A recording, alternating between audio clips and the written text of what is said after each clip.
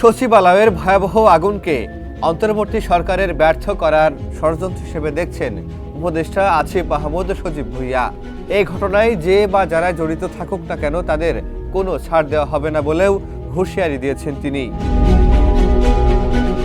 সকালে এক ফেসবুক পোস্টে আসিফ মাহমুদ বলেন, স্থানীয় সরকার পল্লী উন্নয়ন সমবায় মন্ত্রণালয়ের বিগত সময়ে হওয়া অর্থ লোপাট দুর্নীতি নিয়ে আমরা কাজ করছিলাম। কয়েক হাজার কোটি টাকা লুটপাটের প্রমাণও পাওয়া গিয়েছিল। আগুনে ঠিক কী পরিমাণ ক্ষয়ক্ষতি হয়েছে তা এখনো জানা যায়নি। আমাদেরকে ব্যর্থ করার এই ষড়যন্ত্রে যে বা যারাই জড়িত থাকবে তাদের বিন্দু পরিমাণ ছাড় দেওয়া হবে না। বুধবার রাত 1:52 সচিবালয়ের 7 নম্বর ভবনে আগুন ধরে। ফায়ার সার্ভিসের 19টি ইউনিটের চেষ্টায় বৃহস্পতিবার সকাল 8:05 এই আগুন নিয়ন্ত্রণে আসে। আগুনে ঠিক কী পরিমাণ ক্ষয়ক্ষতি হয়েছে তা এখনো নির্ধারণ করা যায়নি। তবে ঘটনাটিকে ষড়যন্ত্র হিসেবে উল্লেখ করে তিনি বলেন, এটি তার মন্ত্রণালয়ের স্বচ্ছতা প্রতিষ্ঠার প্রচেষ্টাকে বাধাগ্রস্ত করার একটি প্রচেষ্টা হতে পারে।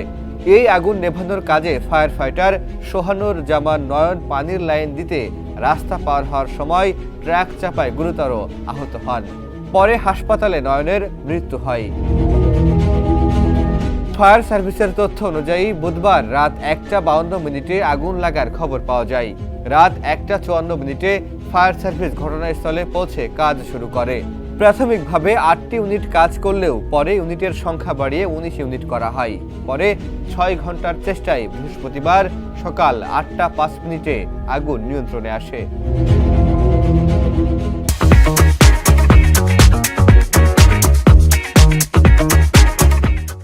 এদিকে এই ঘটনায় 9 থেকে 11 সদস্য বিশিষ্ট তদন্ত কমিটি গঠন করা হবে বলে জানিয়েছেন স্বরাষ্ট্র উপদেষ্টা লেফটেন্যান্ট জেনারেল জাহাঙ্গীর আলম চৌধুরী।